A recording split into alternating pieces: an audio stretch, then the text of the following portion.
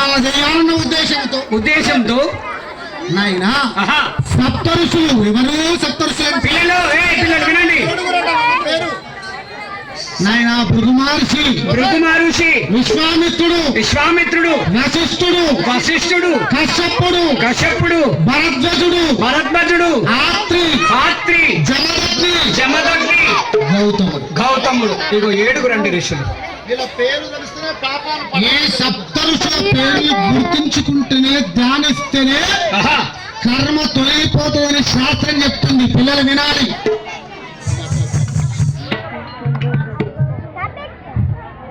ఇది వినోద కళ కదా, విజ్ఞాన కళ.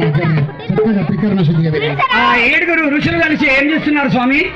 మానస సరోవర తీరమునందు సప్తఋషులు ఒక్క చోట చేసి యాగము చేయుచున్నారయ్యా.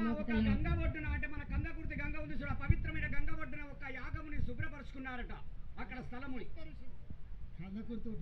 మరి అది పవిత్రమైన గంగానదే కదా.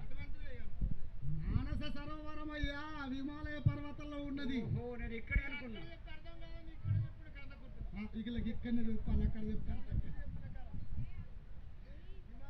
సప్త ఋషులు కలిసి లోక కళ్యాణార్థం కోసం యాగాన్ని ప్రారంభించారు. యజ్ఞము యాగము నిర్విఘ్నంగా ప్రారంభమై జయప్రదం కాబోతున్నది. యజ్ఞం మనది కూడా అయిపోయింది జయప్రదంగా.